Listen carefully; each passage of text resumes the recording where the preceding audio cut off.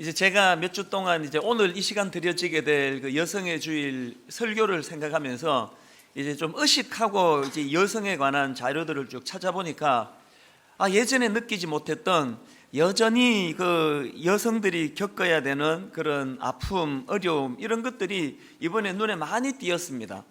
그 예를 들면 이런 기사들입니다. 세계 경제 포럼에서 2013년도 세계 성격차 보고서를 발표했는데 한국의 성평등 수준이 세계 136개국 가운데 111위로 최하위권으로 나타났다.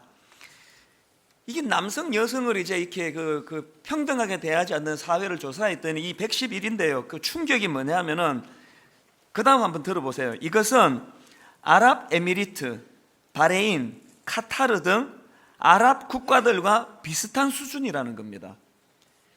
아랍 국가들이 이 여성에 대해서 얼마나 천시하고 차별하는지 우리가 다 알고 있는데 이 대한민국이 그 여성에 대한 존중함, 그러니까 이 성차별이 아랍 국가들하고 수준이 비슷하다는 이 보고서가 이게 참 깜짝 놀랄 그런 이야기 아닙니까? 또 이런 기사도 있었습니다. 재작년 10개국 조사에서 한국 50대 여성의 행복도가 꼴찌였다. 불행하다는 답이 38%였다. 뭐 이런 기사도 있고요. 또 이런 기사도 있었습니다. 화병 환자 대부분이 여성이었고 그중 연령대로는 40대 50대 중년층이 가장 많았다. 화병 환자들이 꼽는 주요 스트레스 원인으로는 남편이 제일 많았고 이어 시댁과 경제 문제가 뒤를 이었다. 이게 완전히 중동 국가 수준이랑 비슷한 것 같아요. 행복하자고 했던 결혼인데 그 남편 때문에 화병 걸린 여자들이 제일 많았다. 이게 참 우리 집안의 일이 아니기를 바랍니다. 그리고 또 우울증에 관한 기사도 있는데요. 여성이 남성보다 우울증 발생 비율이 2.3배 높다. 그런 기사도 있었습니다. 뭐 이제 이런 것들이 지금 현실적으로 여전히 이 여성들 어깨에 짐이 무겁고 스트레스가 많고 또 이 사회가 남성 위주로 이렇게 굴러가고 있는 사회 속에서 여성들이 상처를 많이 받는다. 뭐 그런 메시지가 다 담겨져 있는 것 같습니다. 그러니까 제가 이렇게 이제 이 여성에 관한 자료들을 쭉 찾고 있는데 지난주에 그 무슨 특집 기사처럼 이 황혼 이혼에 대해서 또 대서특필이 됐더라고요. 참 가슴 아프게도요. 이 황혼 이혼이 뭡니까? 이제 결혼 생활을 20년 이상 하고 그래서 이제 중년 노년층에서 이혼하는 이게 황혼 이혼인데 작년에 황혼 이혼 신기록을 세웠답니다. 가장 황혼 이혼이 작년에 그 숫자가 많았고 그리고 이 황혼 이혼이 젊은 층의 이혼을 앞질렀기 시작했다는 겁니다. 근데 제가 이 자료들을 쭉 보는 과정에서 뭘 발견했느냐 하면은 남성이 이제 여자 때문에 그 아내 때문에 골치를 앓고 괴로워하고 힘들어하고 참다 못 참아주고 남자 쪽에서 이제 안 되겠다 못 살겠다 이혼하자 이런 경우는 거의 없고요. 대부분의 경우 이 어머니 쪽 그러니까 그 아내 쪽에서 여성 쪽에서 젊을 때부터 남편이 외도하고 폭력을 행사하고 무책임한 행동을 하고 상처를 많이 주고 언어폭력하고 이래서 참다가 이제 결국은 못 참아서 폭발해서 이혼하자. 이게 여성 쪽에서 나오는 대부분의 그 여성 쪽에서 문제를 제기해서 이혼하는 게 이게 황혼 이혼이라는 겁니다.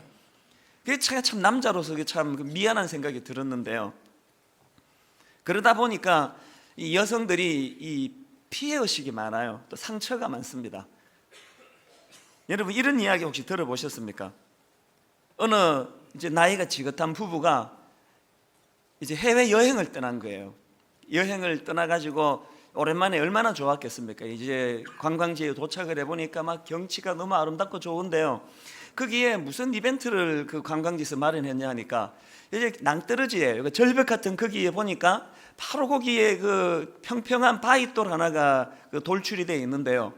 이제 거기에 이제 동전을 탁 던져가지고 튕겨져 나가면 안 되고 그 평평한 바위에 그 동전이 담겨지면 이제 소원이 이루어진다.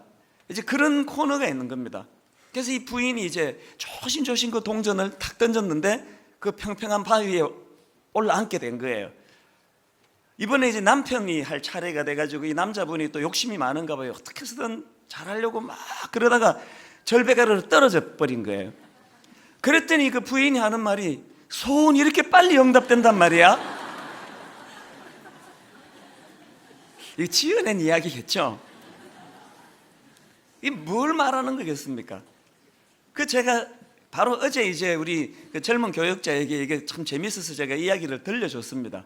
그랬더니 이 사람이 별로 웃지도 않고요, 한술 더 뜨는 이야기를 제게 해줬습니다.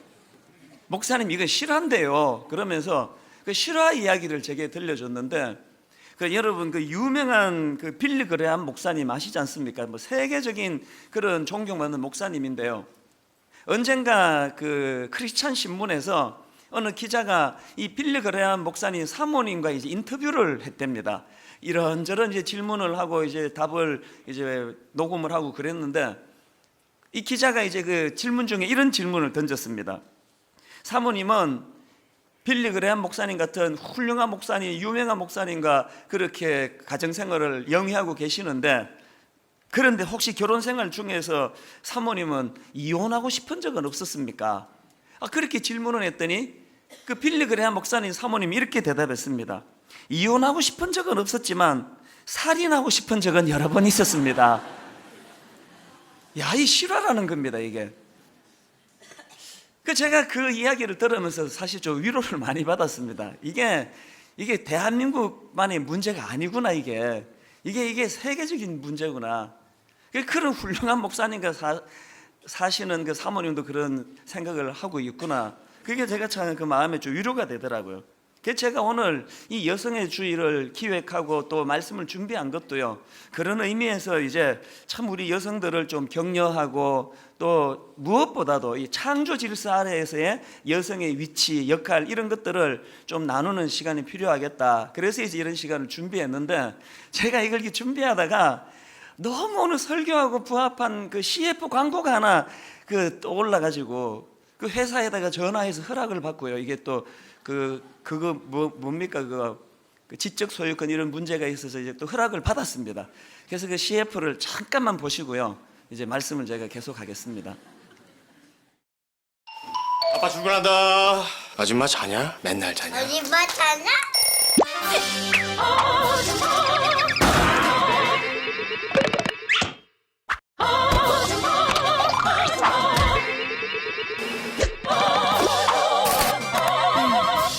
아줌마 또 자. 제가 저거를 몇 번을 봤거든요. 몇 번을 보면서 우리 남자들 입장에서는 그냥 코믹한 시협에 불과하겠지만, 아마 많은 여성들이 저걸 정말 공감하고 막 그 속에 있는 상처가 막 올라오시는 분도 계시지 않을까, 그런 생각을 제가 해보았습니다. 저는 늘 주장하기를 여성들이 남성들보다 이게 그 양질이다, 훨씬 질이 좋다, 저는 그런 생각을 하고 있고요. 뭘 보고 아는가 하면은 여자분들은 질이 좋아가지고 조그만한 이렇게 위로만 해줘도 금방 그것을 기쁘게 받고 회복이 되고 치유되는 걸 저는 많이 느껴요. 남자들은 그 정도로 위로 안 받거든요. 물질적인 보상 뭐 이런 거 없으면은 우리는 위로를 안 받는데, 여성들은 이렇게 좀 회복도 빨라요. 이게 저도 거의 말로 다 때우는 것 같아요. 수고한다 한마디만 해도 이게 다 회복이 되고 하는데, 그래서 오늘 하나님께서 이제 예배 드리는 가운데 우리 여성분들에게 많은 그런 위로를 주시기를 바랍니다. 그래서 제가 이제 이런 면에서 이제 어떤 말씀을 가지고 여성들을 권하면 좋을까 하다가 이 말씀 저 말씀을 이렇게 뒤적거리다가 잠언 31장 10절 오늘 본문 말씀을 제가 우리 여성분들에게 이 말씀으로 좀 축복하면 좋겠다, 그런 생각을 제가 하게 됐습니다. 누가 현숙한 여인을 찾아 얻겠느냐? 그의 값은 진주보다 더하니라. 그래서 제가 무슨 축복을 드리고 싶은가 하면, 오늘 예배 드리는 모든 여성분들이 진주보다 귀한 그런 현숙한 여인으로서 그런 자리매김이 있는 복이 있게 되시기를 바랍니다. 정말 그렇게 됐으면 좋겠습니다. 근데 모두가 갈망하는 이 현숙한 여인, 이게 원어적으로 보면은 우리가 갖고 있는 그 뉘앙스랑 조금 다릅니다. 원어로 이 현숙한 여인을 보니까 에쉐트 하일이라는 단어예요. 이 에쉐트라는 단어는 여자라는 뜻이고요. 그리고 이 하일이라는 단어는 여러 의미들이 많은 그런 단어인데, 대략 구약 성경에 한 220번 정도 이 하일이라는 단어가 쓰여지는데 다양한 뜻을 가지고 있습니다. 근데 대략 공통적인 게 뭐냐면은 이 강함을 드러낼 때 사용하는 단어가 하일이에요. 예를 들면은 이제 군대, 이게 힘의 상징 아닙니까? 또 경제적인 부, 능력, 이런 뜻을 가지고 있는 단어가 하일이라는 거예요. 그러니까 원어적으로 보면은 여기 나오는 현숙한 여인은, 우리가 생각하는 현숙한 여인은 조신하고 할 말도 잘 참고 또 정적이고 그런 이미지를 풍기지만, 원어적으로는 정숙한 여인은 그거 아닙니다. 내적인 힘을 바탕으로 많은 이런 스트레스와 또 불이익과 이런 것들을 감당해낼 수 있는 힘을 가진 차원에서의 그 현숙한 여인. 그래서 이 현숙한 여인이 왜 필요한가 하면은요, 앞에서도 말씀을 드렸습니다만 여성들이 이 남성보다 더 어려운 보직을 맡은 거예요. 그러니까 아까 그 CF 광고에서도 봤지만 하느라고 다 하지만 표시 안 나고 손은 계속 가고, 그러니까 이런 힘든 일을 역할을 맡은 분들이 여성이다 보니까 내적인 강함이 필요하다는 거예요. 언젠가 저희 아내가 이제 애를 이제 셋이나 키우고, 또 우리 집 애들은 또 에너지가 많아가지고 셋인데 합하면 한 5명 몫은 돼요. 얼마나 힘들었는지 그날 이제 교회 갔다가 제가 퇴근을 하니까 폭발한 거예요. 그래서 저한테 그때 제 지금 기억으로 막 울먹울먹하면서 이야기했던 기억이 나는데, 막 이제 폭발하니까 분풀이처럼 하는 거예요. 이게 뭐냐, 나는 결혼하고 당신은 전도사로 시작해서 이렇게 막 뻗어나가고 알려지고 막 책도 쓰고 그러는데, 나는 결혼하고 지금까지 애 셋 뒷바라지 한 거 말고 뭐가 있느냐, 내 인생은 뭐냐, 막 그러면서 이제 저한테 막 퍼부었던 기억이 나요. 그래서 그럴 때는 논리로 다가가면 안 돼요. 그냥 받아주면 되는 거 아닙니까? 맞다, 당신 말이 맞다, 밥 먹자, 그러고 이렇게 수습을 했던 기억이 나요. 거기다 대고 제가 뭐 논리로 무슨 얘기를 하겠습니까? 그만큼 이제 여성들이 그 힘든 보직이면서 이 표시가 별로 안 나는, 거기에 반해서 남자인 저는 일은 힘든 건 사실이지만 얼마나 인정받고 성취감을 느끼고 막 그게 눈에 보이는 이런 일을 맡다 보니까 남성보다 여성들이 그 현숙한 여인이 주는 그 강함, 그 내적인 강함, 그것을 잘 견뎌낼 수 있는 힘. 그래서 오늘 여기 모든 여성분들이 오늘 성경이 원어적으로 말하는 그 현숙한 여인, 내적인 강함을 가진 현숙한 여인들이 되시기를 바랍니다. 중요한 건요, 어떻게 하면은 이 에셔트 하일, 이 현숙한 여인을 내가 여인이 될 수 있느냐, 그런 여인의 삶을 살 수 있느냐. 제가 이 잠언의 구도를 가만히 보니까 10절에서 누가 이런 현숙한 여인을 만나겠느냐, 문제 제기가 있다면 그것에 대한 해답으로 30절에서 이런 해답을 제시합니다. 고운 것도 거짓되고 아름다운 것도 헛되나 오직 여호와를 경외하는 여자는 칭찬을 받을 것이라. 그러니까 여성들이 막 그냥 외모 꾸미고 화장 진하게 하고 막 성령한다고 그 여성성을 회복하는 거 아닙니다. 이 현숙한 여인은 그런 어떤 외적인 걸 치장해서가 아니고 창조 질서를 돌아가기 위하여 창조주 되시는 하나님 앞으로 나아가야 된다는 거예요. 그러니까 하나님 앞에 하나님을 경외하는 태도가 회복이 될 때 여성성이 회복이 된다는 것입니다. 그래서 저는 이런 맥락에서 오늘 하나님께서 예배 드리는 가운데 특히 우리 여성분들에게 이제 이 현숙한 여인, 이 에셔트 하이를 회복하기 위하여 2가지 은혜를 주시기를 원하는데요. 첫째로 우리가 구해야 될 게 뭐냐, 우리 여성들이 창조 질서 안에서의 여성의 존재감을 회복해야 된다는 것입니다. 처음 여성이 지원받았을 때 창조 질서 안에서의 여성의 역할이 뭐냐, 우리가 잘 아는 창세기 2장 18절에서 이렇게 설명합니다. 여호와 하나님이 이르시되 사람이 혼자 사는 것이 좋지 아니하니 내가 그를 위하여 돕는 배필을 지으리라 하시니라. 우리가 잘 아는 돕는 배필이 여기 나오는데요, 이걸 원어로 보니까 에제르 케네그도라는 단어예요. 이 단어를 가지고 그 여성 성품 리더십이라는 책이 있는데요, 그 책에서 이 단어를 이렇게 풀이하는 걸 제가 봤습니다. 이 부분을 한번 들어보시기 바랍니다. 히브리어 학자로 창세기 번역에 심려를 기울인 로버트 올턴은 이 구절을 원래의 뜻에 접근하기 위해, 잘 들어보세요, 아담의 옆에서 지탱해 주는 사람이라고 번역했습니다. 이 돕는 배필이 뭐냐면은 그 아담 옆에, 그러니까 우리가 한자로 사람 인자라고 했을 때 이 큰 획을 이 받치고 있는 작은 획이 없으면은 지탱이 안 되는 게 그게 인간이에요. 그런데 이 돕는 배필이 뭐냐? 바로 이걸 지탱하고 있는 힘, 또 지탱하고 있는 이 존재, 이 역할이 돕는 배필이라는 거예요. 자, 다시 한번 들어보세요. 아담의 옆에서 지탱해 주는 사람이라고 번역했습니다. 존 엘드리지에 의하면 이 에제르라는 단어는 구약 성경에서 21곳에서 사용되었는데, 이 단어는 하나님을 가리키며 하나님이 우리를 위해서 절실히 간섭해 주어야 할 상황에서 사용되었다고 말합니다. 하나님이 우리의 에제르가 되어 구원자가 되셔서 우리 삶을 지탱해 주시는 원동력이 되어 주신 것처럼, 여성에게 에제르라고 부르신 그 이유는 그분처럼 세상을 지탱할 힘이 되라는 비전을 담아 부르신 것입니다. 놀라운 이야기 아닙니까? 여자가 남자보다 약해서, 여자가 남자보다 열등해서 남자 뒷바라지 나오고 밥을 먹고 사는 존재가 아니에요. 근본적으로 여성이 가지고 있는 여성성이 뭐라 그럽니까? 하나님의 에제르, 하나님이 이 세상을 지탱하고 할 수 있는 힘을 가지고 세상을 운행하는데, 그 하나님 곁에 서서 연약한 인생을 도와주며 지탱하는 역할을 해주는, 그게 돕는 배필이라는 것입니다.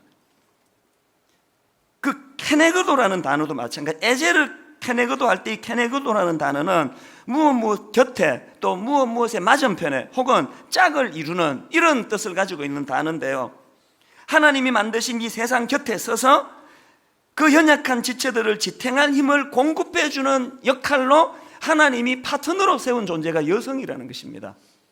그런데 오늘 이 세상이 타락하고 변질이 돼서 그런 여성성을 다 뭉개버리고 나니까 굉장히 그 열악한 존재, 초라한 존재, 뭐 이런 것으로 지금 전락이 되어 있다는 그 얘기를 하고 있는 겁니다.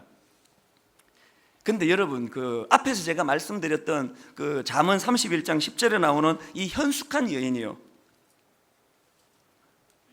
그 전통적으로 유대인들이 보는 구약 성경인 히브리 성경에 보면은 순서적으로요, 이 잠언이 나오고 바로 그 다음에 룻기가 나옵니다. 이게 무슨 의미를 가졌냐면은, 잠언의 마지막 장인 31장에서 이 현숙한 여인이 등장하잖아요. 누가 이런 현숙한 여인을 얻겠느냐, 이 질문에 대한 대답으로 룻기를 제시하고 있다는 겁니다.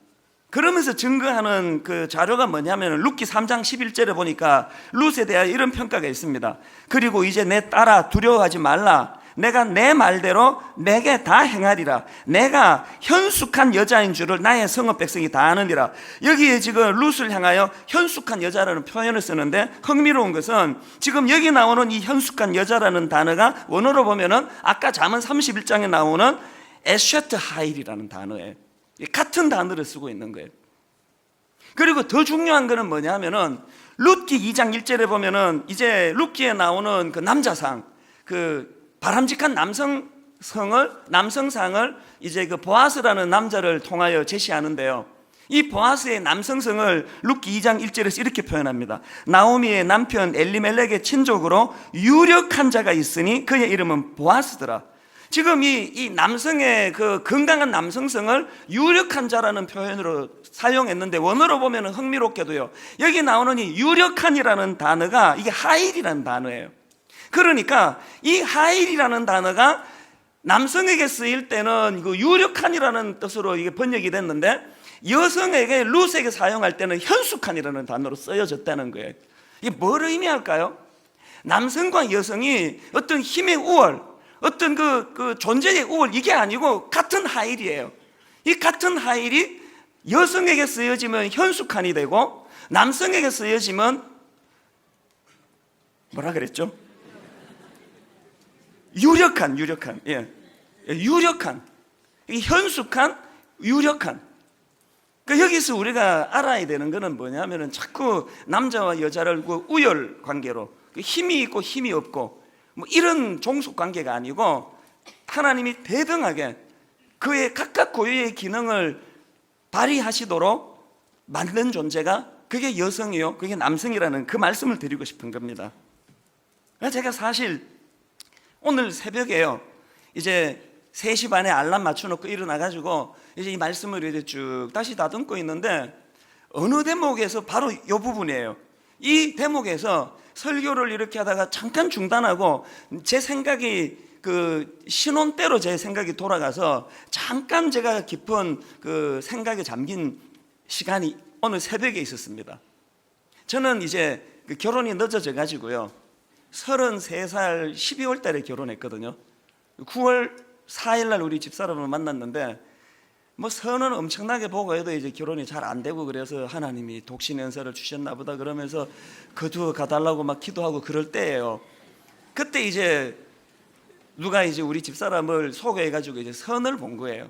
근데 보니까 이제 뭐 저하고 나이 차이도 많이 나고 그래서 이 여자는 처음부터 결혼할 마음도 없고 자꾸 이제 뭐 보라 그러니까 이제 그냥 귀찮아 가지고 보고 뭐 아니더라 그러려고 이제 나와서 벌써 오만 불손한 태도를 가지고 복장부터 이렇게 나왔더라고요. 그러면서 이제 딱 하는 이야기가 뭐냐 하면은 자기는 그 목사 사모 될 생각을 꿈에도 안 하고 있다는 거예요. 그러면서 이제 저희 집 사람은 그 미술을 전공했습니다.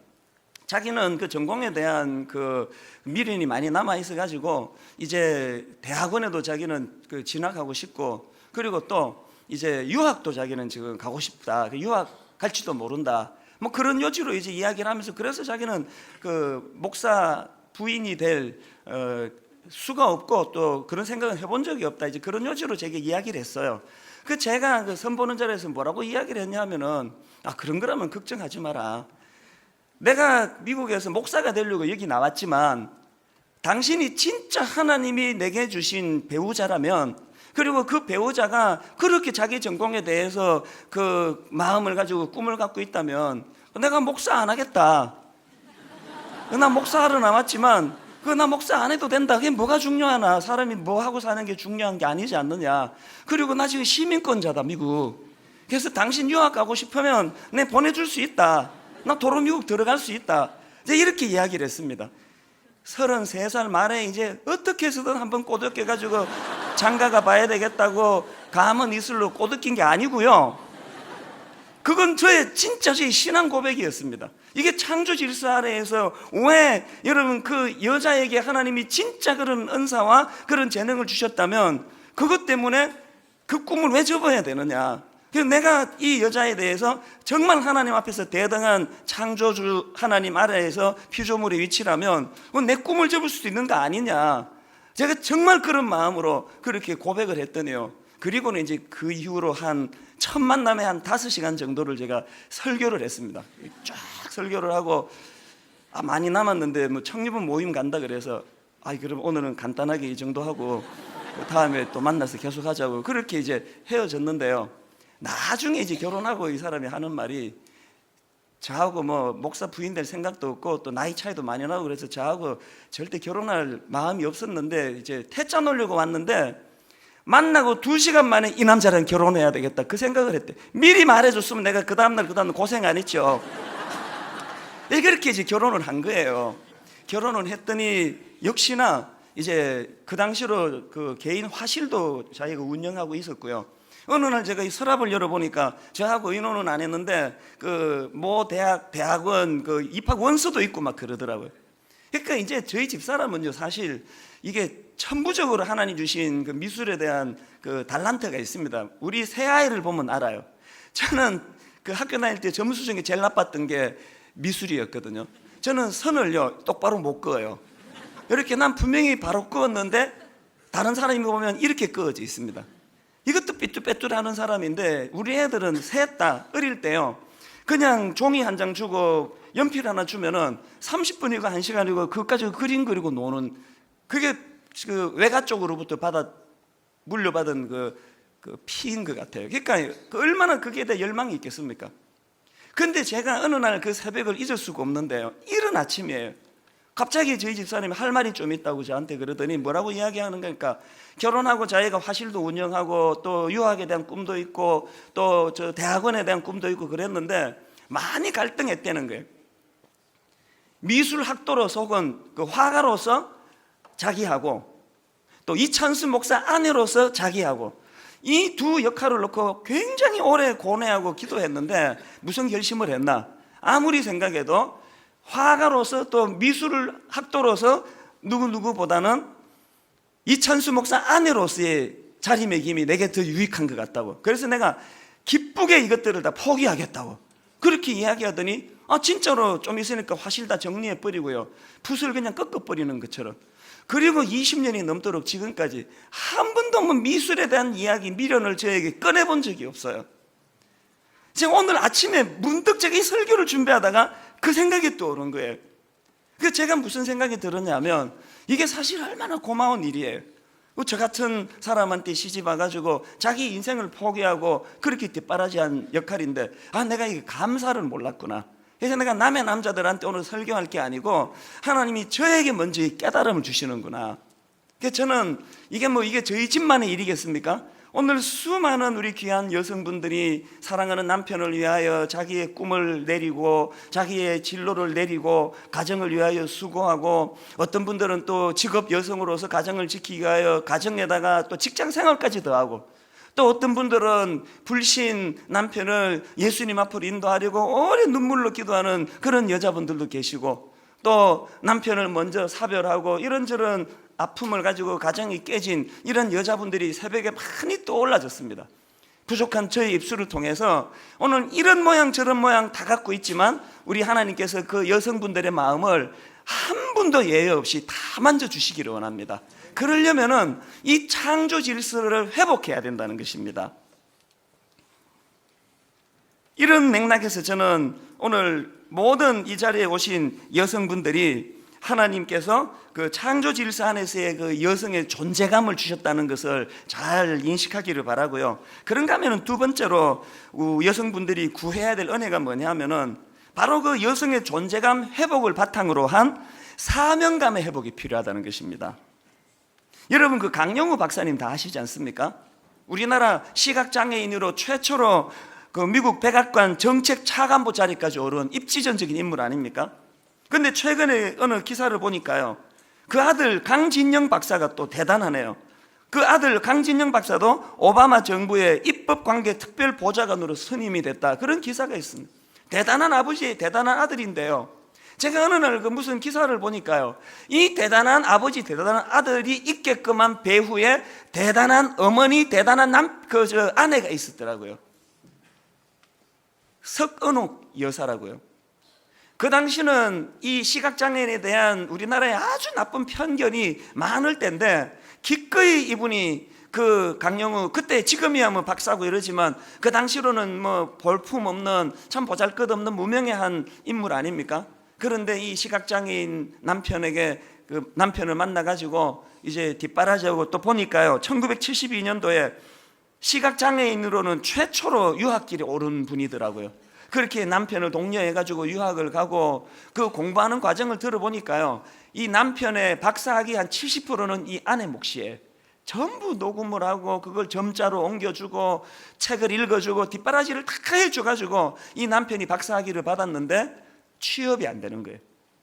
대학 교수가 되고 싶은데 안 써주는 거예요. 그래서 애 둘 낳고 네 식구가 길거리로 나앉아야 될 정도로 경제가 어려웠답니다. 이 남편이 시리에 빠지고 그럴 때 뒤에서 돕는 배필, 쓰러지는 그 사람 곁에서 지탱하는 역할을 맡아가지고 오늘 이런 일들을 만들어냈다는 겁니다. 이게 여러분 얼마나 대단한 사명입니까? 종교개혁가 루터의 아내 그 카타리나도 마찬가지예요. 많은 분들이 이렇게 이야기합니다. 루터에게 그 아내가 없었다면 종교개혁이 불가능했을 것이다. 그런데 제가 어느 기사를 보니까요, 루터가 자기 아내에 대해서 이런 말을 한 적이 있다고 합니다. 나는 그리스도보다 아내를 더 사랑하고 있다. 사실은 그리스도가 날 위해서 하신 일이 더 많은데 말이야. 뭘 함축적으로 담고 있는지 뭐 이 안에 다 담겨 있지 않습니까? 자기를 만든 존재가 하나님이시고 또 그 배후에 수고한 자기 아내라는 거예요. 또 여러분 그 나이팅게일 아시지 않습니까? 세계 1차 대전 때 그 수많은 부상병들을 사랑으로 돌봐주고 치유했던 그 간호사들에게 하나의 뭐 그 지표 같은 그런 존재가 나이팅게일인데요, 언젠가 나이팅게일이 이런 말을 했답니다. 자기가 수많은 부상병들을 돌보는 가운데 그 죽어가는 군인들이 마지막 임종하는 순간에 공통적인 게 하나 있더라는. 그게 뭐냐? 이 병사들이 죽어가면서 마지막으로 외치는 한마디는 어머니, 어머니, 어머니라는 거예요. 여러분, 이 여성의 역할이 이게 시시한 역할입니까?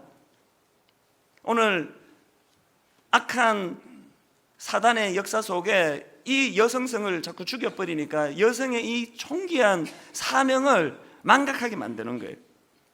그래서 저는 오늘 이 여성들이 두 가지, 창조 질서 안에서의 여성의 존재감을 회복하고 또 그 회복된 존재감을 바탕으로 그 쓰러져가는 남성 곁에 그를 지탱해주는 존재로서의 이 돕는 배필로서의 이 사명감, 또 이것에 대한 긍지, 이런 것들이 오늘 회복이 되는 은혜가 있기를 바랍니다. 그러면은 이 회복이 정말 필요한데요, 어떻게 하면 좋습니까? 오늘 우리의 현실은요, 창세기 3장 16절을 한번 보니까요, 또 여자에게 이르시되 내가 내게 임신하는 고통을 크게 더하리니 내가 수고하고 자식을 낳을 것이며, 그 다음 잘 보세요. 너는 남편을 원하고 남편은 너를 다스릴 것이니라. 범죄한 이후에 비참한 가정에 대하여 하나님이 주신 말씀인데요, 원어적으로 보면은 여기 나오는 너는 남편을 원하고 하는 그 앞에다가 언어에 가깝게 읽으시려면 압도하기를이라는 걸 거기다 삽입을 해야 됩니다. 그러니까 뭡니까? 가정이 범죄한 이유로 어떻게 망가졌습니까? 남편은 자꾸 아내를 다스리려고 그래요. 니까짓게 돕는 배필 주제에 소리 내지마, 나 하자는 대로 따라오란 말이야. 이게 타락한 가정, 죄성을 가진 가정의 남자의 모습이에요. 남성성을 그런 어떤 외적인 파워로 과시하려고 해서 다스리려고 해요. 그리고 또 거기에 대항해가지고 여성들은 어떻게 한다고요? 남편을 압도하기를 원해요. 이게 오늘 복음이 깨진 가정에서 나타나는 모습이에요. 그런데 오늘 복음이 회복이 되고 예수 그리스도가 그 가정의 주인이 되시고 또 예수 그리스도의 복음의 십자가가 그 여성들을 비추기 시작하면은 여성성을 회복하는 거예요. 그렇게 압도하려는 그 남자를 또 다른 힘으로, 입으로 또 압도하려고 싸우고 이러지 않습니다. 제가 이제 이 설교를 준비하면서요, 우리 교역자들하고 여순장들에게 제가 좀 부탁을 했습니다. 이 설교가 그냥 뜬구름 잡는 그런 설교가 되지 않도록 실제로 우리 여성들을 위로할 수 있도록 혹시나 그런 삶 속에서의 좋은 그런 사례가 있으면 좀 보내달라고 그랬더니 뭐 엄청나게 들어왔습니다. 그 중에 이제 딱 하나만 소개해 드리려고 하는데요, 이 젊은 자매님이에요. 이분이 이제 자기의 그 삶을 이제 오픈을 했는데요, 메일 속에서 이런 내용이 있습니다. 이제 어린 초등학교 시절에 그냥 이제 우연히 집에 있는 앨범을 이제 자기 이제 돌 사진 이런 앨범을 뒤지다 보니까요, 거기에 그 낯선 어떤 남자아이 돌 사진이 하나 있더래요. 그래서 이제 물었습니다. 엄마겠죠? 얘는, 이 남자애는 누구예요? 그랬더니 그 어머니가 하시는 말씀이 그건 너야. 근데 딸한테 왜 이 남자 옷을 입혔냐 그랬더니요, 그 어머니 대답이 이래요. 사실 이제 그 집에서 이 딸도 아들이기를 바랬는데 딸을 낳고 나니까 서운해가지고요, 그 다음 이제 얘 동생이 아들이기를 바라는 마음에서 딸한테 아들 옷을 입혔다는 거예요. 이게 이 어린 이 자매 마음에 큰 상처가 된 거예요. 자, 그 내용을 한번 직접 읽어드리겠습니다. 참으로 이해하기 어려운 어른들의 생각이었습니다. 이 세상에 하나밖에 없는 소중한 존재로 자기를 축복하지 않고 나를 축복하지 않고 자신들의 바람을 담은 존재로 키운다는 것이 제겐 몹시 불편한 일이었습니다. 내색을 하지 않았지만 저는 이러한 사건 가운데 여자는 남자보다 부족한 존재라는 인식을 갖게 되었습니다. 그리고 왜 어른들이 남동생을 그렇게 원하는지 생각하게 되었지요. 그 이유는 가문의 대를 잇는 것과 후에 부모님을 모시는 문제였습니다. 그것이 문제라면 내가 열심히 살아서 그 역할을 할 수 있다고 생각했지요. 그러나 그 열심은 자신의 존재에 대한 열등감으로 이어졌지요. 아마 많은 여성분들이 지금 이 자매의 심리가 뭔지를 공감하실 거예요. 마음이 아프더라고요. 한 인격으로 그 딸을 대해주지 않고 그 아들로 태어나지 않은 것에 대한 섭섭함을 어릴 때부터 부모가 그렇게 그 주입을 하는 이런 상황이 이 자매에게 벌어졌는데, 이게 어떻게 치유가 되었나? 그 다음 내용을 한번 들어보십시오. 그런데 주님을 점점 더 알아가고 갈망하며 주님이 저를 깊이 만나주시던 날, 저를 향한 주님의 마음을 알게 되었습니다. 자, 그 다음 들어보세요. 누구야? 네가 태어나던 날, 그래, 내가 남자아이였으면 좋았을 텐데 하고 모두가 조금 실망했을 수 있다. 너의 부모조차 그렇게 생각했을 수 있다. 그것이 내게 서운한 일일 수 있지. 그러나 나는 아니다. 나는 너를 이 땅에 보내며 한없이 기쁘고 행복했다. 너는 내게 너무나 소중하고 귀한 딸이란다. 이 세상에 너를 구원하기 위해 내 아들조차 아낌없이 보낸 나의 사랑을 믿으다오. 그날이 제겐 미운 오리 새끼가 백조가 된 날이었습니다. 그날이 수영할 줄 모르는 제가 사해 바다의 물 위에 떠는 것 같은 경험을 한 날 같았습니다. 이처럼 복음은 저를 새롭게 했습니다. 제 안정감의 근원이 사람들이 평가하는 평가와 기준, 그리고 나의 기대, 이런 것에서 하나님으로 바뀌는 사건이었습니다. 제 이름의 뜻도 바꾸어 주셨지요. 너는 순하고 기 세지 말라는 의미의 제 이름 뜻이 아니라 하나님이 직접 만드신 여자, 에덴에서의 하와라고 불러주셨습니다. 여러분이 초등학교 때부터 여자이기 때문에 받았던 이 상처가 어떻게 치유가 됐다고요? 예수 그리스도가 이 땅에 오시고 주님의 십자가가 이 자매에게 선한 영향력을 행사할 때 치유가 되더라는 거예요. 예수 그리스도가 이 땅에 오셨을 때 그 유대 사회는요, 그건 뭐 극단적인 남성 우월주의 아니었습니까? 여자는 그 당시로요, 인격이 아니에요. 그냥 그 재산이에요, 재산. 내가 소유하고 있는 건 물건들이에요. 그래서 남자들이 언제든지 이혼 정서 쓰면 그게 이혼이에요. 이 쓰다가 실적 나면은 가구 바꾸듯이 이런 취급을 당하던 시절이 예수님 당시 유대 사회였는데, 오늘 예수님 이 땅에 오셔서 얼마나 그 여성의 존재를 높여주셨습니까? 심지어는 여자라는 존재도 그게 인간 취급을 못 받는데 이방인에 거기다 도덕적으로 문제가 많은 여자예요. 그래서 사람들이 기피하던 그 수가성 여인을 주님이 만나 그 여인의 마음을 한번 만져주시려고 그 뜨거운 사마리아 지역을 낮 12시에 땀을 뻘뻘 흘리면서 찾아가시는 주님의 모습, 이게 오늘 우리에게 얼마나 위로가 되느냐는 겁니다. 저는 오늘 말씀을 마무리하면서 계시록 3장 20절 말씀이 얼마나 와닿는지 몰라요. 볼지어다 내가 문 밖에 서서 두드리노니 누구든지 내 음성을 듣고 문을 열면 내가 그에게로 들어가 그와 더불어 먹고 그는 나와 더불어 먹으리라. 그 당시 식탁에 초대한다는 것은요, 그 사람의 인격을 받아들인다는 거 아닙니까? 그 사람의 존재를 인정한다는 거 아닙니까? 오늘 여기 계시는 우리 여성분들을 위시해서 상하고 마음이 닫혀져 있는 모든 사랑하는 주의 자녀들을 주님이 인격적으로 대우해 주시며 초청하고 계시는 것 꼭 기억하시기를 바랍니다. 그래서 마가복음 5장 34절에서 12년 동안 혈루증으로 고통하던 그 한 여인을 치료해 주시면서 주셨던 주님의 말씀이요, 예수께서 이르시되 딸아 내 믿음이 너를 구원하였으니 평안히 가라. 내 병에서 놓여 건강할지어다. 이 선포가 여러분 심령에 들려지기를 원합니다. 무슨 일로 묶임을 당하고 있는지 모르지만 예수 그리스도의 십자가, 주님의 복음이 우리를 자유케 하고 우리를 치유케 함으로 말미암아 열등한 한 존재, 상처가 많고 인격으로서 대우받지 못하는 그 존재가 주님의 십자가로 회복이 되는 그런 아름다운 사건이 일어나는 여성의 주일이 되기를 주님 이름으로 축원합니다. 그 수가성 여인의 마음을 가지고 만든 이 찬양 아닙니까? 우물가의 여인처럼 난 구했네. 헛되고 헛된 것들을 우리 찬양 같이 부르실 때 하나님의 만져주심이 오늘 우리 여성분들, 특히 여성분들에게 많이 임하게 되기를 바랍니다. 함께 찬양하시겠습니다. 우물가의 여인처럼 난 구했네. 뭘 구했습니까? 헛되고 헛된 것들을. 그때 주님 하신 말씀, 내 세매와 생수를 마셔라. 오 주님 채우소서. 나의 잔을 높이 듭니다. 하늘 양식 내게 채워주소서. 넘치도록 채워주소서. 많고 많은 사람들이 찾았었네.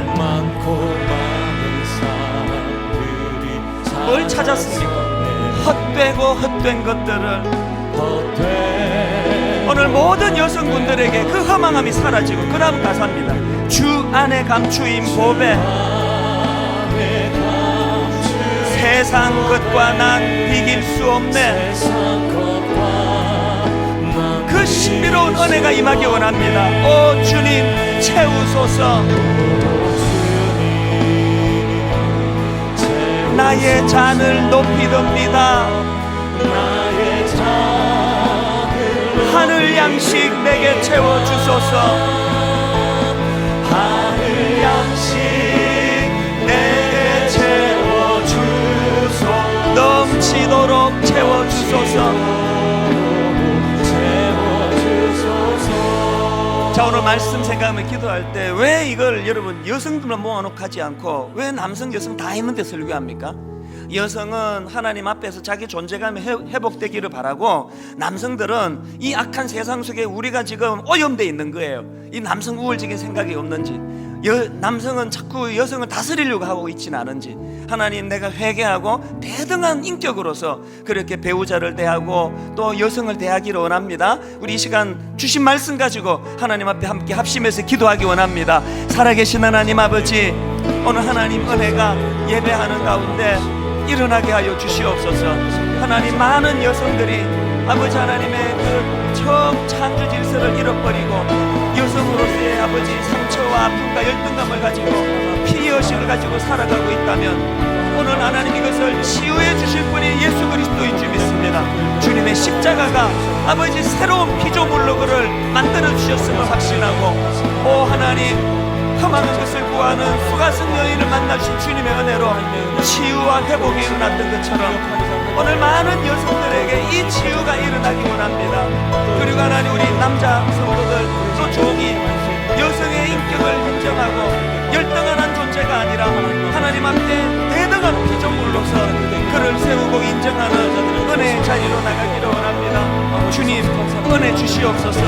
주님 은혜 주시고 마음에 치유 주시고 회복을 주시고, 주님 주시는 그 새 피조물로서의 존재로 만들어주시는 그 은혜를 마음에 품고 그렇게 치유한 받은 기쁨을 오늘 이 시간 허락하여 주시옵소서.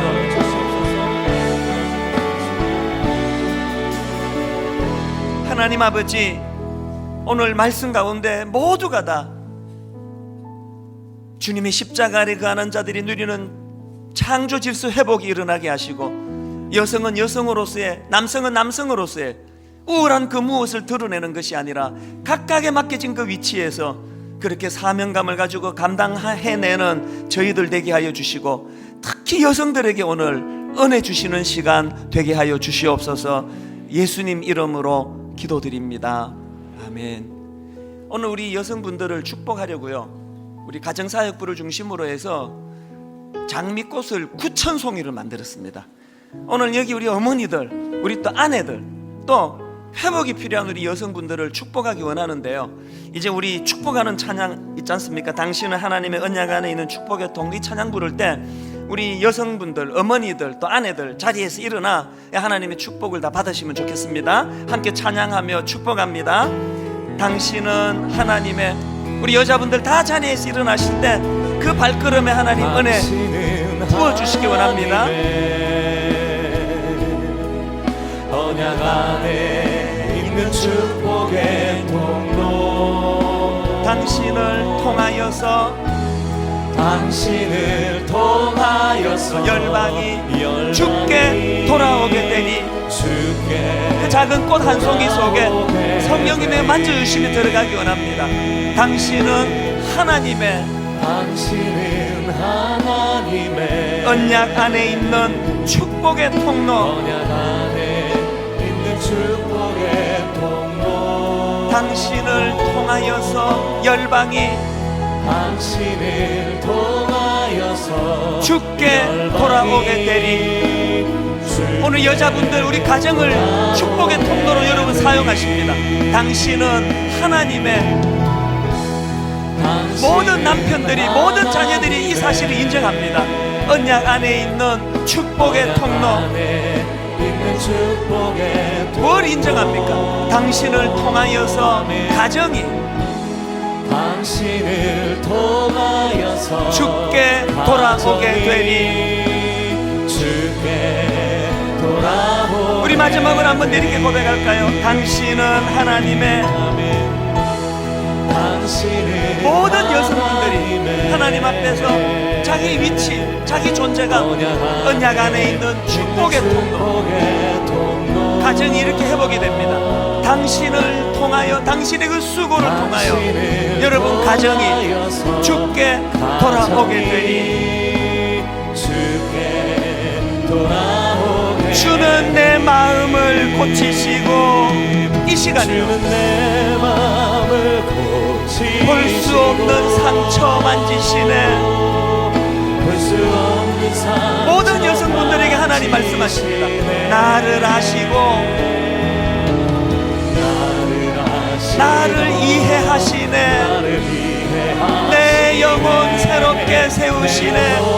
자, 이제 모든 분들 다 자리에서 일어나셔서 이 마음이요, 주는 내 마음을 고치시고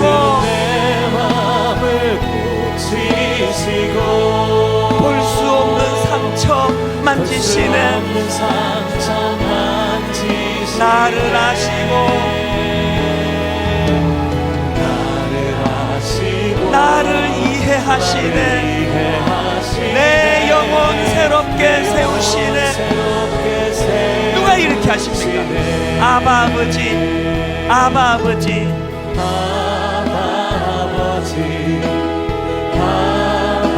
나를 안으시고 바라보시는 아바 아버지, 아바 아버지,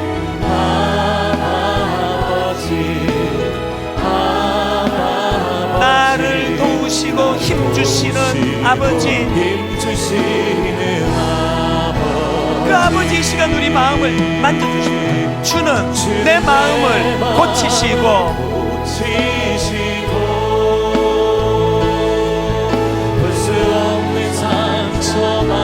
여러분 이 사실을 확신하십시오.